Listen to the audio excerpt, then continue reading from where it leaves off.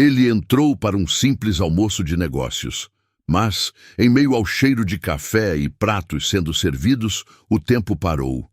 O homem que possuía carros, mansões e empresas ficou imóvel diante de um avental simples e um rosto que ele conhecia melhor do que o próprio reflexo. E sob o tecido gasto do uniforme, uma vida crescia. Às vezes, não é o passado que volta. É a verdade que finalmente encontra seu caminho.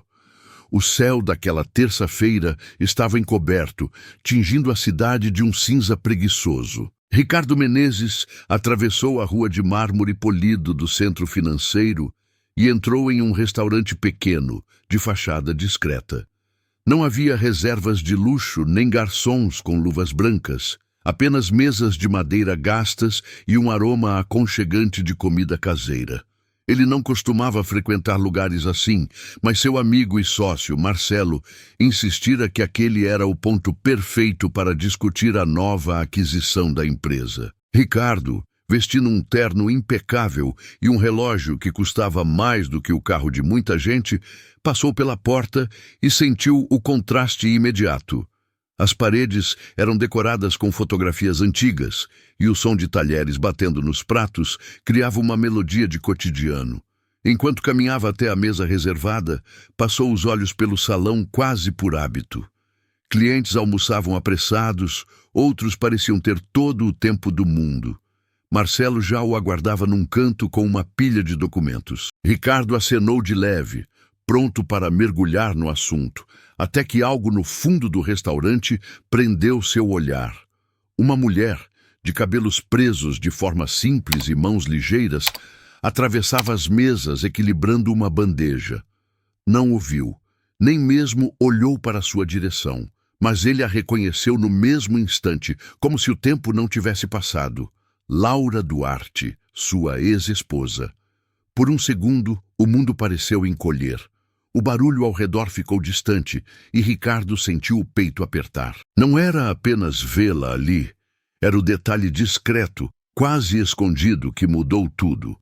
Sob o avental, a curva inconfundível de uma gravidez avançada. Laura se movia com a precisão de quem já conhecia cada centímetro daquele salão. Cumprimentava clientes habituais com um sorriso contido, mas sincero. Havia uma leveza nos gestos, mesmo carregando o peso visível da gestação. Ricardo, imóvel por alguns segundos, lutava contra a avalanche de lembranças que ameaçava invadir sua mente. Eles haviam se separado 3 anos antes. O fim não fora pacífico. Palavras ásperas, acusações e um silêncio que nunca foi realmente explicado. Desde então, não se viram mais. Ele, mergulhado nos negócios, construiu ainda mais riqueza. Ela, pelo que sabia, havia deixado o bairro nobre e desaparecido do seu radar. Camila, colega de Laura, surgiu na cozinha carregando uma pilha de pratos limpos. Brincou com ela sobre não se esforçar demais e Laura respondeu com um sorriso rápido, sem entrar em detalhes. Era como se escondesse mais do que apenas a gravidez, como se guardasse o próprio coração. No canto oposto, um homem de voz alta e modos arrogantes, Álvaro, reclamava com impaciência do atraso no pedido. Usava roupas caras, mas tinha um olhar que deixava claro. Não via garçons, via serviçais. Ricardo percebeu como Laura se encolheu ao passar perto dele, evitando qualquer contato. Marcelo tentava chamar sua atenção para os números no tablet, mas Ricardo não conseguia se concentrar. Havia algo desconcertante em ver Laura ali, tão distante do mundo que um dia dividiram. E ainda mais perturbador era a pergunta silenciosa que latejava em sua mente. De quem era aquela criança? O som metálico de talheres caindo quebrou o murmúrio do salão. Laura, ao tentar equilibrar uma bandeja com 3 pratos fumegantes, foi esbarrada por Álvaro, que se levantou sem olhar por onde andava. O molho respingou levemente na manga de sua camisa. "Olha o que você fez!" Ele disparou como se fosse ela a culpada. "Isso é um restaurante ou um circo?" Laura, constrangida, pediu desculpas de forma calma. Pegou um guardanapo e tentou limpar o tecido, mas ele recuou com desdém, como se o simples toque dela fosse uma ofensa.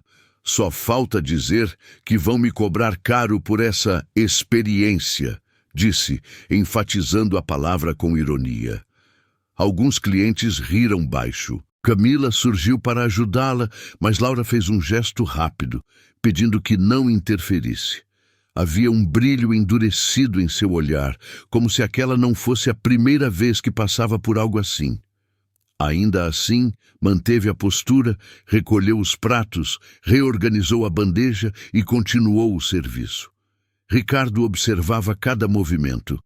Reconhecia aquele autocontrole, o mesmo que ela exibia nos piores momentos do casamento, o mesmo que ele, por orgulho, interpretara como frieza. Do ângulo onde estava, também viu outro detalhe. Quando Laura se virou para pegar um pedido no balcão, apoiou discretamente uma mão na barriga e respirou fundo, como se guardasse para si um cansaço profundo. Era claro que tentava esconder a gravidez dos clientes, talvez para evitar comentários ou piedade. Ricardo fechou os punhos sobre a mesa. Não era o tipo de homem que se deixava abalar facilmente, mas aquela cena o atingira como um golpe que atravessa o peito sem aviso. O almoço seguiu com um clima estranho. Marcelo falava sobre contratos e projeções, mas as palavras chegavam a Ricardo como sons distantes, abafados. Seus olhos voltavam sempre para Laura, que se movia pelo salão como se nada tivesse acontecido. Mas o segundo ato da humilhação veio rápido. Álvaro, insatisfeito com a troca de seu prato, levantou a voz de propósito, atraindo a atenção das mesas vizinhas. "Já estou esperando há 20 minutos. Exagerou. "E agora mandam outra coisa errada. Vocês acham que eu não tenho mais o que fazer?" Laura tentou explicar que o pedido estava correto, mas ele a interrompeu. "Não me responda. Traga o gerente. E, por favor, aprenda-se a anotar direito antes de servir qualquer um." Aquelas palavras ecoaram pelo salão, cortando o ambiente como vidro se partindo. Alguns clientes desviaram o olhar, constrangidos. Camila correu para intervir, mas o gerente, um homem baixo e ansioso, chegou primeiro. Pediu desculpas a Álvaro e, num tom baixo demais para os outros ouvirem, sugeriu a Laura que tivesse mais cuidado para evitar problemas. Ela assentiu em silêncio. Não chorou, não retrucou. Apenas se virou, voltou para a cozinha e continuou o trabalho como se estivesse imune. Mas Ricardo percebeu. No instante em que ela passou pelo corredor estreito ao lado do caixa, seus ombros afundaram levemente e ela respirou como quem engole algo amargo. Nesse momento, Ricardo lembrou do dia em que decidiu deixá-la. Lembrou da conversa final, cheia de acusações precipitadas e de verdades que nunca investigou. Tinha certeza, naquela época, de que Laura o traíra. Hoje, olhando para aquela mulher que sustentava a própria dignidade mesmo sob humilhação pública, sentiu uma dúvida dolorosa se instalar. Sem dizer nada, levantou-se. Marcelo tentou segurá-lo, mas ele apenas disse que precisava de ar. Saiu do restaurante com passos firmes, mas o peito pesado. O frio da rua não conseguiu afastar o calor incômodo que queimava por dentro. Você já presenciou alguém sendo humilhado em público e ficou sem saber se devia intervir? Se essa cena também te deixou um nó na garganta, escreve sim nos comentários. É a forma de eu saber que essa história encontrou quem entende o peso do silêncio. Ricardo passou aquela noite em claro. O rosto de Laura, as palavras de Álvaro e o peso que ela carregava na barriga se misturavam como peças soltas de um quebra-cabeça que ele nunca tentou montar. Pela primeira vez em anos, os números e reuniões não ocuparam sua mente. Apenas perguntas. Na manhã seguinte, cancelou compromissos e pediu a um assistente de confiança que investigasse discretamente o que acontecera com ela desde a separação. O relatório chegou em 2 dias. Não havia escândalos nem provas de traição. Ao contrário, Laura havia saído do bairro onde moravam após a morte da mãe, vendendo o que restava para pagar dívidas antigas que ele desconhecia. Trabalhou em pequenas lojas, depois como garçonete.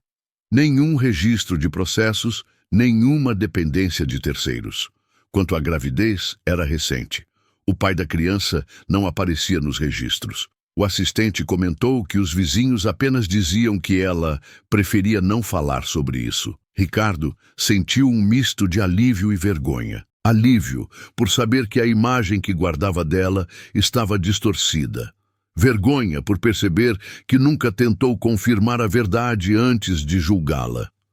Nos dias seguintes, passou a visitar o restaurante, sempre em horários diferentes, sentando-se em mesas discretas.